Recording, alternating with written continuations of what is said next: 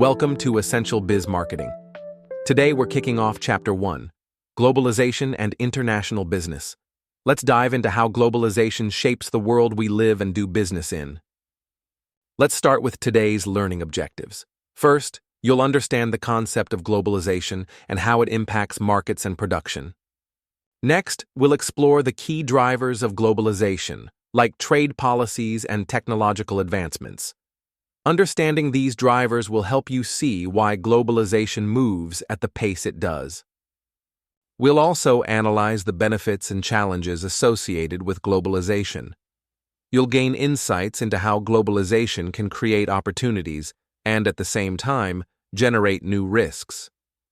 Another goal is to discuss how globalization influences culture, national sovereignty, and environmental sustainability. You'll see how global trends touch every part of our lives, from politics to the environment. Finally, you'll learn about the essential skills needed to succeed in international business. These skills will prepare you to navigate today's dynamic and interconnected global economy. Let's dive into our first case study, Apple's global impact. Apple's innovation transformed daily life by combining multiple device functions like the camera and GPS into a single iPhone. Apple's global innovation doesn't stop at the iPhone. With over 2 million apps on the App Store, Apple has connected developers and users worldwide, fueling the digital economy. Building on that, iCloud technology allows seamless integration across Apple devices. This ecosystem reshapes how we work, communicate, and stay connected globally. Now, let's look at Apple's global operations. The company operates more than 495 retail outlets across 18 countries, showing its incredible international presence. In addition to physical stores, Apple's online store reaches customers in over 40 countries. Its ability to offer products almost anywhere in the world highlights the power of global logistics. Financially, Apple generates about $800 billion in revenue each year. Its expansive global reach has pushed the company's valuation close to $1 trillion. This combination of global innovation and distribution networks shows how Apple reshaped daily life on a global scale. Apple's success story is a perfect example of globalization at work. Let's continue looking at Apple's global impact. One key to their success is product standardization, which helps reduce production and marketing costs worldwide. However, even with standardization, local differences remain. Import tariffs, taxes, and local manufacturing costs can create pricing variations across different regions. Now, let's explore Apple's global supply chain integration. Apple designs its products in the United States, assembles them in China, and sources components from countries like Japan, South Korea, and Taiwan. This model, designing in one country, assembling in another, and sourcing globally, perfectly illustrates modern globalization in business operations. Now let's understand what international business really means. International business involves commercial transactions that cross national borders, buying, selling, and exchanging goods and services across countries. One key part of international business is exports. Exports are goods and services that companies sell to customers in foreign countries. Alongside exports, there are imports. Imports are goods and services that businesses purchase from other countries to meet domestic needs. So, why do companies engage in international business? They do it to expand their markets, lower production costs, and access resources that aren't available at home. Let's also talk about multinational corporations, or MNCs. An MNC is a company that makes direct investments in multiple countries, operating across borders through factories, offices, and subsidiaries. In contrast, we have what's called a born global firm. These companies, like Airbnb, adopt an international approach from the start, entering foreign markets early to grow quickly across borders. Let's now define globalization. Globalization means growing interdependence among national economies, institutions, and cultures across economic, political, and technological dimensions. One major aspect of globalization is the globalization of markets. Consumer preferences are converging across countries, making it easier for companies to serve global customers with similar products. Because of this convergence, companies like Apple, Nike, and Coca-Cola can sell standardized products worldwide.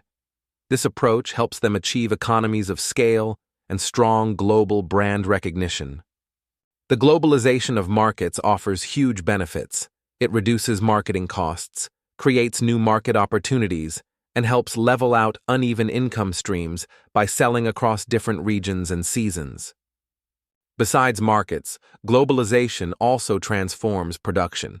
The globalization of production means dispersing production activities around the world to minimize costs and maximize quality. Companies use globalization of production to access lower-cost labor, like in Vietnam, or to outsource technical services, like IT development in India. This strategy enhances efficiency and quality while managing costs globally. Now let's explore what drives globalization. Two major forces are behind it: the reduction of trade barriers and advances in technology. First, falling barriers to trade and investment have accelerated globalization. The World Trade Organization, or WTO, helped lower tariffs and quotas, making it easier for goods and services to flow across borders. In addition to the WTO, organizations like the World Bank and the International Monetary Fund, or IMF, promote global economic stability. Their efforts support smoother and more predictable international transactions. Regional trade agreements also play a big role. For example, the United States-Mexico-Canada Agreement, or USMCA, boosts regional trade by reducing barriers among member countries. The second major driver is technological innovation. New technologies make it easier to communicate, transfer money, and move goods across the globe quickly and efficiently. Technological advancements like e-commerce, video conferencing, and the internet have completely reshaped international business. Today, companies can operate across borders faster and more seamlessly than ever before. Now let's dive into the debate on globalization. Critics argue that globalization eliminates jobs in developed countries by shifting manufacturing to lower-cost nations. They point out that outsourcing leads to the loss of well-paying industrial jobs. Many workers are forced to accept lower wages in alternative forms of employment. Beyond job losses, critics also warn that globalization exploits workers in developing countries, where labor protections are often weaker.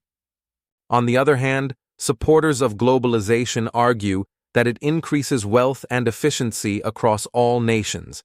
It creates labor market flexibility in developed countries and opens new economic opportunities in developing regions. Let's move into the debate on income inequality. Some argue that globalization widens wage gaps between blue-collar and white-collar workers within developed nations, but research findings are mixed. When we look between nations, the income gap between rich and poor countries seems to be widening. Yet, the full picture is more complicated depending on each nation's experience with globalization. Interestingly, global inequality overall has been decreasing, mainly because of rapid economic growth in countries like China and India. Next, let's discuss how globalization affects culture, sovereignty, and the environment. Starting with culture, some argue that globalization homogenizes the world, erasing local traditions and diversity. On the flip side, others believe globalization actually strengthens diversity. By connecting people worldwide, it allows unique cultures to spread and thrive. Now, regarding national sovereignty, critics claim globalization weakens the authority of national governments. They argue that international institutions gain power at the expense of democracy. Supporters, however, believe globalization fosters democracy and cooperation. Global integration can promote shared values and collective decision-making across nations. Turning to the environment, critics warn of a race to the bottom, where companies compete by lowering environmental standards to maximize profits. In response, many international firms now actively support sustainable practices. They recognize that long-term success depends on protecting the environment while maintaining profitability. Let's now explore the future of globalization. Recent debates ask whether globalization is ending due to rising protectionism and geopolitical tensions, or simply evolving into a new form.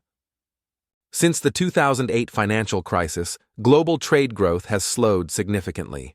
This trend, called Globalization, reflects how trade expansion now matches overall economic growth rates.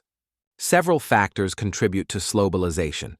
Geopolitical conflicts, stronger climate change policies, and the lasting effects of the pandemic all play major roles. However, despite these challenges, global trade remains resilient. Rather than ending, globalization is adapting to new realities according to the IMF. One key pressure on globalization is geopolitical conflict. Major events like the US-China trade war and the Russia-Ukraine war are reshaping global trade patterns. In response, many countries are adopting new strategies like reshoring, bringing production back home, and nearshoring, moving production closer to friendly nations. Economic security is now a top priority. Importantly, global trade is not reversing, it's restructuring. Supply chains are shifting, but cross-border business remains vital for many industries. Meanwhile, technology continues to drive globalization's evolution.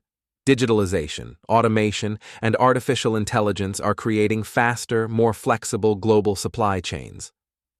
Looking ahead, globalization isn't disappearing, it's transforming. A more digital, decentralized, and interconnected system is emerging, and globalization will remain crucial to the world economy. Let's take a moment to review the key points we've covered in this session. We began by exploring the different types of firms active in global business, like multinational corporations, born globals, and startups. We saw how globalization impacts both markets and production. Markets benefit through cost reductions, new opportunities, and more stable revenue streams, while production gains access to cheaper labor and advanced technologies. We also looked at the forces driving globalization. Trade barrier reductions and technological innovations like RFID and GPS have transformed the speed and efficiency of global business. When debating globalization, critics highlight issues like job loss, lower wages, and labor exploitation. Supporters argue it boosts efficiency, raises incomes, and creates new opportunities in developing nations. Regarding income inequality, globalization presents a mixed picture. While some wage gaps persist, overall global inequality has declined, especially thanks to the economic rise of countries like China and India. We also discussed globalization's cultural, political, and environmental impacts. Far from erasing culture, globalization often fosters diversity, strengthens democracy, and promotes sustainable business practices. Finally, this course builds critical career skills. You'll develop critical thinking, communication abilities, and a strong understanding of how businesses operate in the global marketplace. By mastering concepts like global strategy and understanding national environments, you'll be better equipped to succeed in today's interconnected world. This concludes today's session. We look forward to exploring more topics together. Thank you for joining us at Essential Biz Marketing.